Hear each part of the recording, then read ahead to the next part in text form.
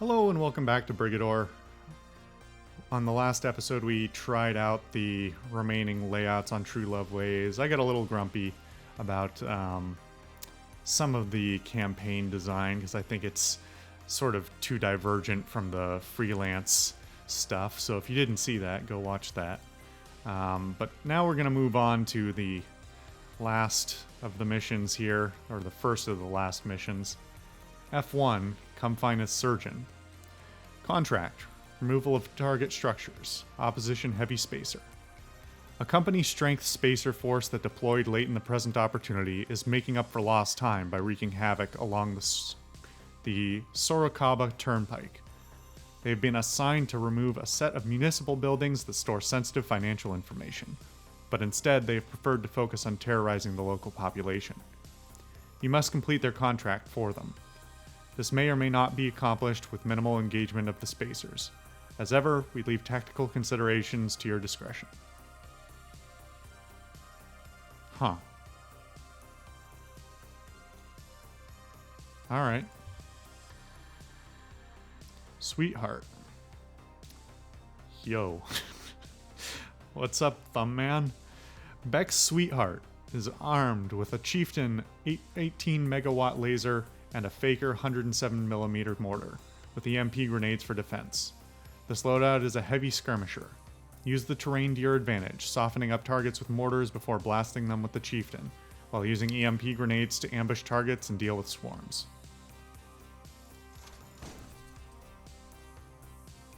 Alright. I've never run a loadout like this, so this should be interesting.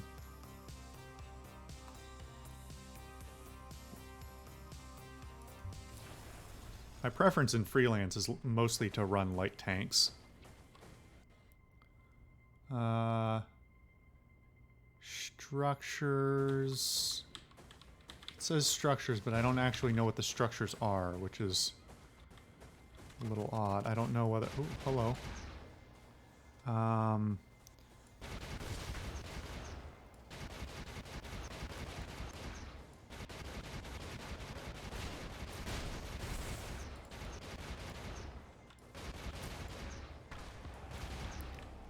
Man, that mortar takes forever to land.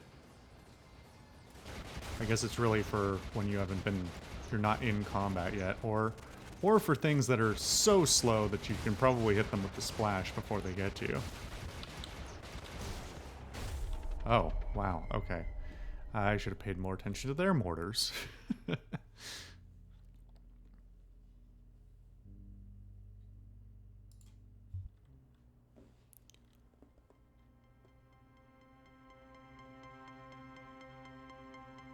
See, that's the thing. Normally in the freelance mode, when it says structures, it means the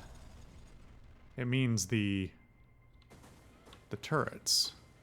But specifically because it hides the icon, it really just needs a floating icon over the thing while it's on screen. Like, so let's see. Is this one of the 8 things I need to do?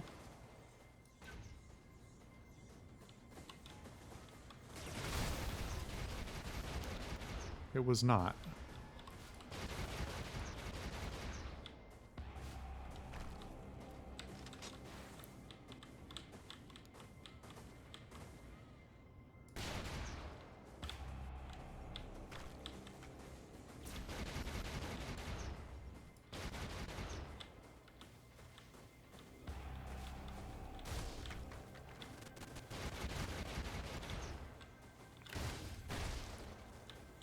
Oh, these huge turn radiuses on these big mechs.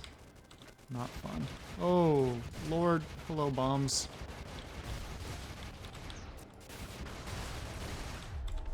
Yikes. Alright. There's a lot of stuff to navigate with this big hulking mech.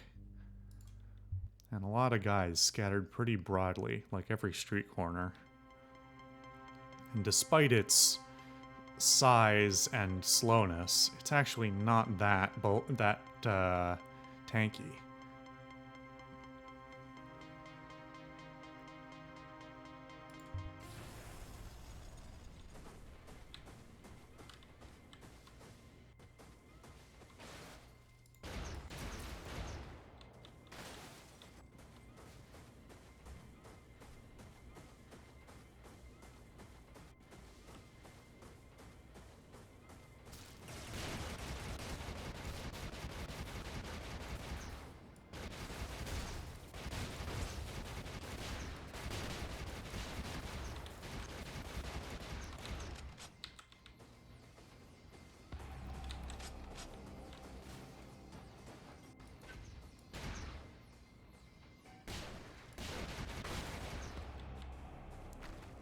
I mean, look how much that took off. I just... The mortar is not useful for anything other than basically stealth bombardment. Once I'm engaged, I can't hit anything with it. Except for by dumb luck. The main cannon still does a lot of work, but like... On something this slow, I would not have built it with this beefy main cannon and a mortar. You either go like mortar and crowd control or main cannon and crowd control, because your relative squishiness just means survivability is with these two things. I mean, the EMP grenade is great in theory, and I mean, perfect example. No, how was I going to combat that? Like, I literally couldn't even turn the turret fast enough to take it out. I mean, if I had seen him earlier, then maybe, but still. Why would you not build this thing with, you know, some sort of more medium range, short range, high burst defense?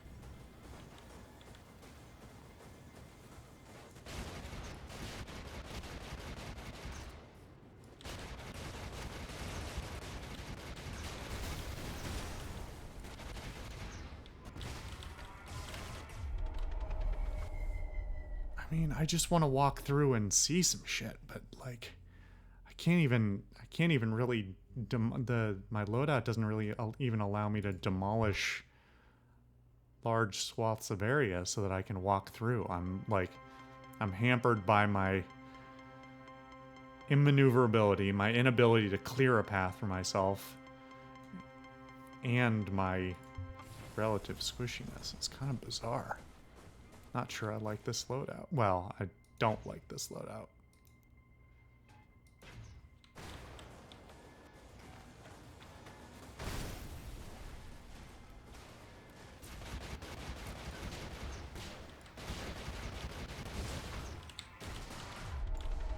I literally don't know what killed me there. I think it was that thing with the big laser that I saw for half a second. I don't think I want to try this with that loadout. That seems bizarre, so we're going to move on. Haseki. Nemi's Haseki is armed with a belter, 20mm chain gun, and a chuffer chemical projector with EMP grenades for defense. This loadout is an ambusher, best when catching targets in clusters or choke points. So this makes much more sense to me. The chemical projector seems like the perfect weapon for this, in theory, if it's the weapon I'm thinking of.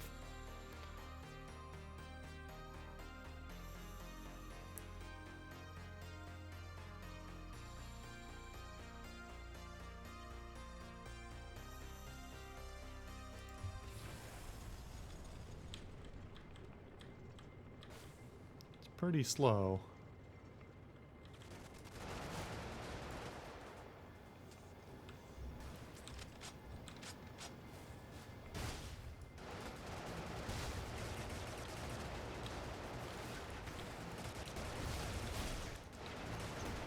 Oh, it's those big things. That's what killed me before. Oh, man, there's just so much shit. I can't even get a good gauge on this map. What the hell is that noise?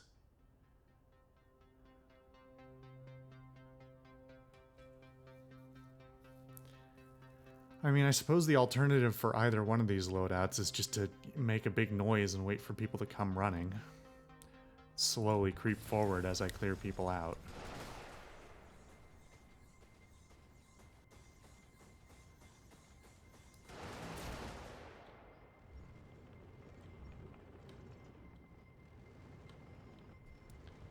the chemical project. Oh yeah, no, it is what I thought it was. Although the arc on it is less than I remembered. Maybe there's multiple chemical projector weapons.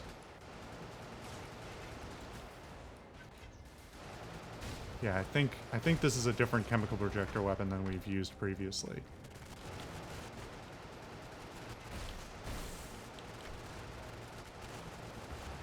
Because it seems to fire a much smaller area, or like less canisters.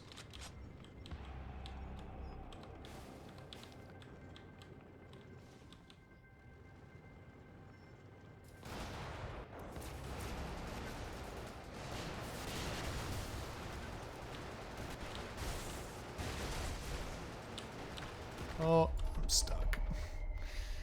It's very slow to turn, which is not what you would expect from something with, you know, rolling ball wheels.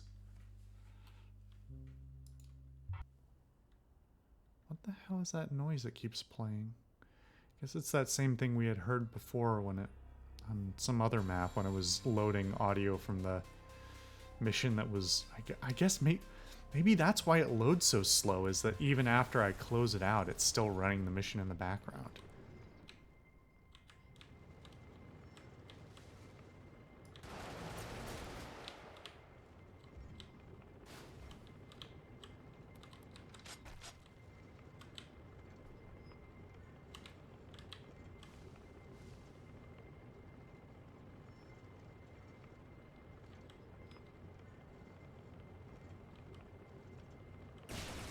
Ah, fuck. Where did I miss you? I was looking up the edge of the screen looking for my objectives and got distracted.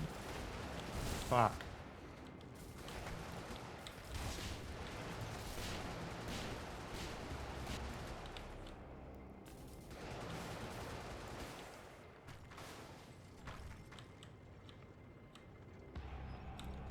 Not great.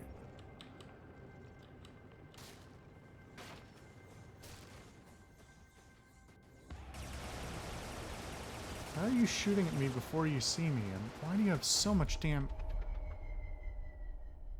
What?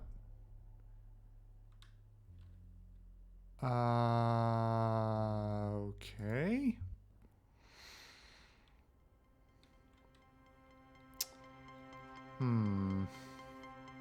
Yeah, nice tip. Thank you. Use quieter weapons and avoid alarms. Yeah, I'll try that with my giant tank that I don't get to choose the loadout for.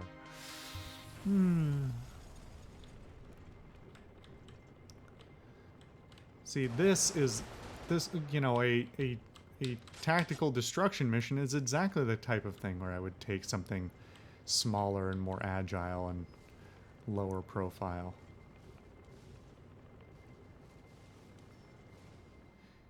Yeah, there's barely any arc on this thing at all, so I'm not going to be able to lob it. And it's going to hit everything on the way there, so... Oh my god, get out of the way.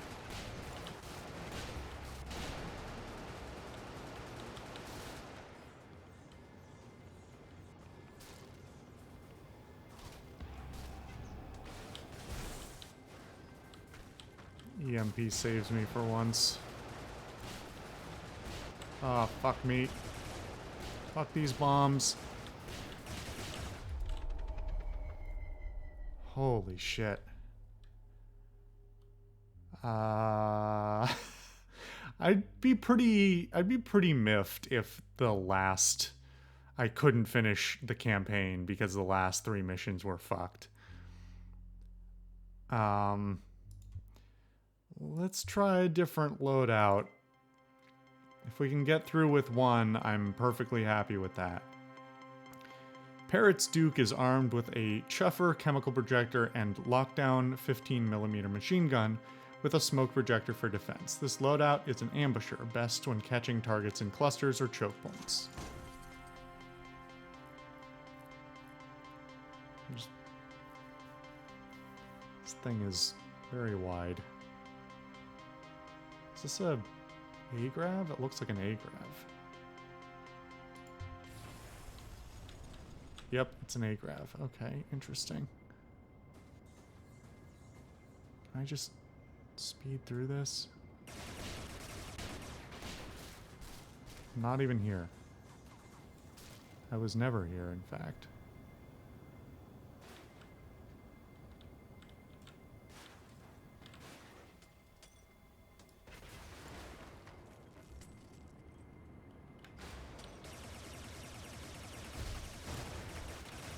Oh, I'm killing myself with the I'm not expecting the chemical projector to be on primary fire, and so I just killed myself with it. Alright.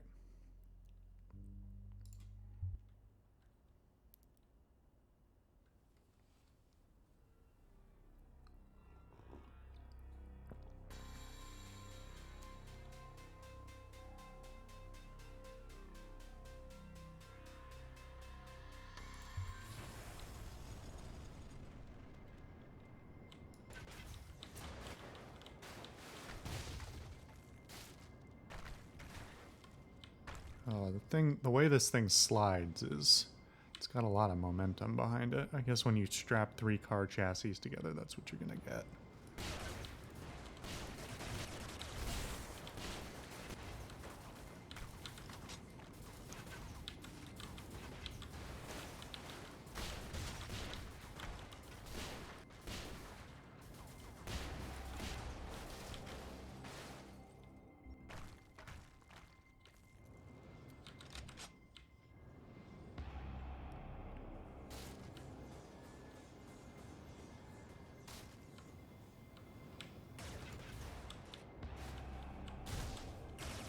Oh shit. Ah.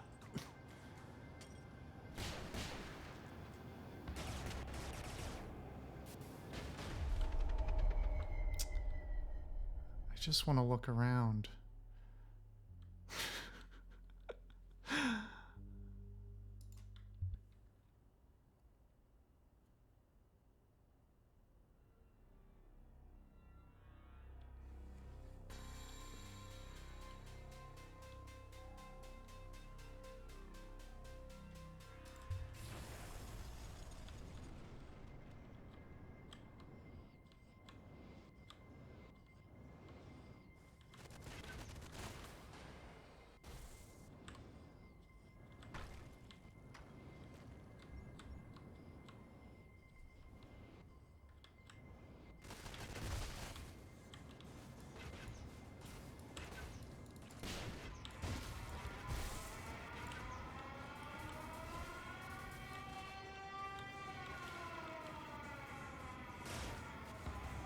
Fuck.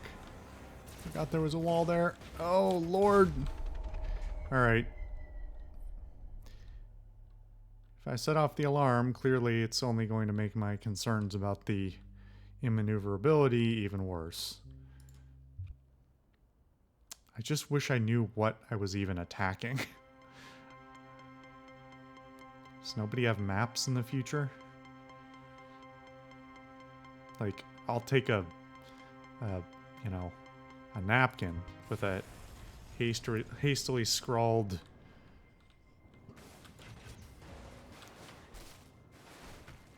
sketch of the, you know, vague street layouts.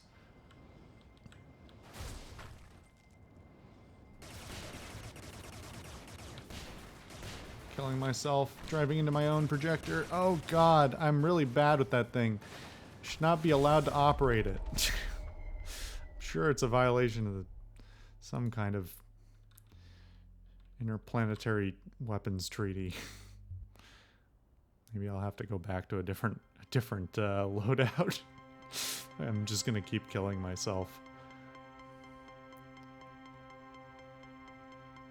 One more go on this one, then maybe we'll take a look at the last loadout, and if I can't easily, if I'm not suddenly finding that one easier, I'm gonna have to return to this and after some more practice. Wow, that I guess it does have an EMP effect, but holy shit, is that thing not effective at getting through shields or through holes.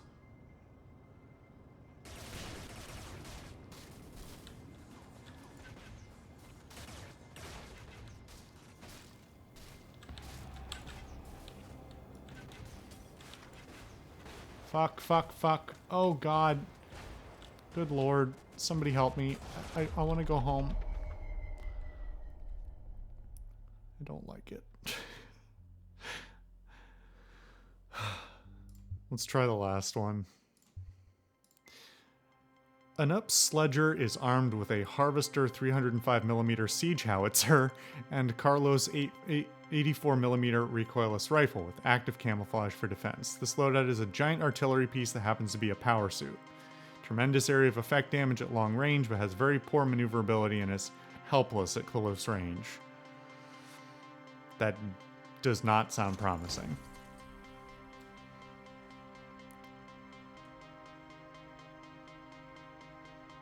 The epitome of a glass cannon. Oh, it's so slow too. Why do you suck? Oh, I was hoping I could get past you. Like the the gun literally didn't reload fast enough for me to fire it a second time to protect myself.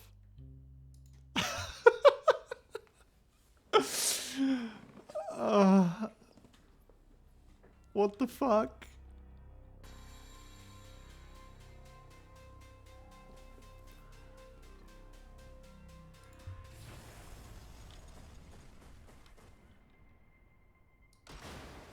And it doesn't go through.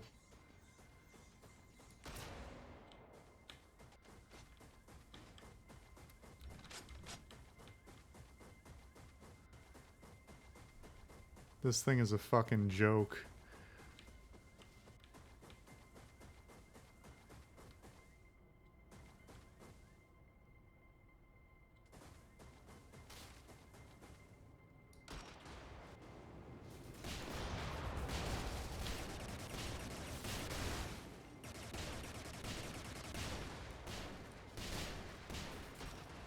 What's the reload time on that thing? It's like 4 seconds. It's like 4 seconds for... What madman put this machine together? Fuck that. Alright. Nope. We're gonna have to return to that mission a different time. Ay, ay, ay. No. Oh, why are you like this? Intel. Why is this on this? Never mind. Okay. Wait a minute. Yes. This is where we are, isn't it? Yeah. Wait a minute. Why did I think there was a whole bunch more intel than we... Huh. Alright. We only got 25 more of these. Spacer tank Hadrat. Got a vertical profile a kilometer tall for an armored vehicle, but the Spacers just don't care. They love it. They love rolling into battle, bright red with a target painted on their nose, and a heavy/small arms mount combo. I'm sure the small coaxial is for wounding civilians and small animals while they're out riding their great big pony.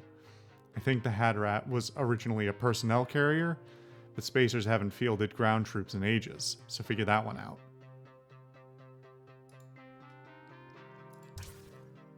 Hattoon. Hey, what if the Hadrat was really worth fielding? At some point, some Spacer must have asked the question, and the end result was the Hattoon. Faster, better shielded, and more versatile, the Hattoon belongs at the front of every Spacer army. Too bad the Hadrat still holds top billing. The only explanation I can see is Spacer arrogance. They just love those big floating cannons. In the meantime, the Hattoon has a second life in the black market, where it's sold to mercenaries looking for a reliable all-round tank. Cross them at your peril. I mean, it doesn't have that much... For a heavy tank, these things really do not have much durability, but I guess that's just the...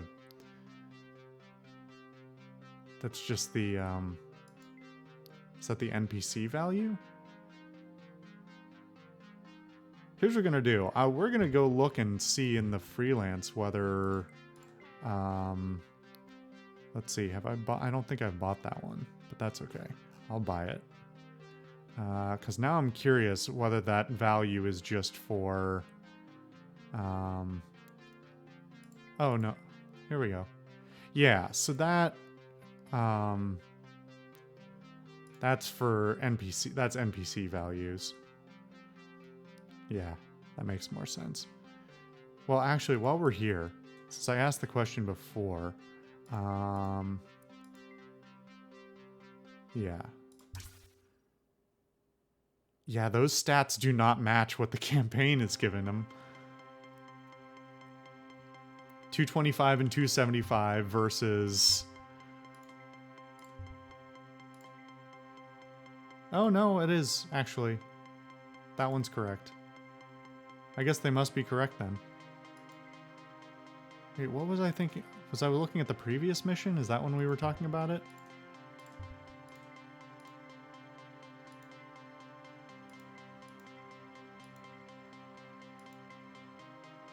Yeah, it was the pantry... or it was the joust that I was thinking about. But I guess that's... I mean, it is a medium... It's a medium A grab, so that makes more sense. Yeah, I guess that must be right then. But yeah, the... So, these values are for NPC. Anyway. Haseki. Like a hot-rodded retake of the Hadrat Hatun design programs. The Haseki keeps all the bluster and vertical profile of the Hatun, but slathers on even more armor and shielding, while stripping everything that isn't vital, including the personnel carrier capabilities. Spacers have been steadily moving away from anything remotely resembling infantry for years now, and more towards designs like the Haseki, big, loud, and mean. Quill. Upgunned version of a Rounder for fire support missions. Despite having so many components in common with the Rounder, Quills just aren't as versatile or useful in most fights, despite the increase in firepower. There's talk that this upper design was originally for the ultra-class Brunhilde, and only later mated to Rounder hulls, which makes sense. There's just so little of the usual spacer panache to this tank.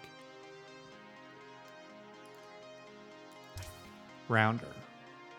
From what I gather, in spacer arms procurement, which is not easy intel to come by, the Rounder is an older service model, unusual for them to keep anything old around. Then again, I hear spacers are phasing out a lot of their famously weird ball tread vehicles gradually, but they don't have a replacement tank for the Rounder. Easy to see why. It's sturdier than the average spacer design, with all of their best features intact. Low profile, much more responsive than most tanks come. I actually didn't realize... That looks an awful lot like a Loyalist design. If you don't notice the ball treads, it looks a lot like a Loyalist heavy tank. Let's see. Maybe not. I thought there was one that looked a lot like that, but...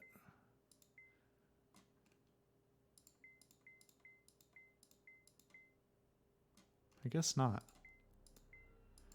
It looks a bit like the Prowler, but not really.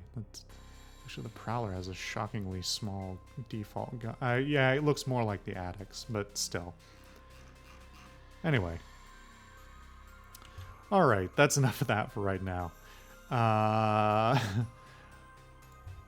not sure when we come back. I may try this one. I may come back to this one. We'll come back to it eventually. I want a successful run on, you know, each one of these at one point, but I'm not so picky about the order.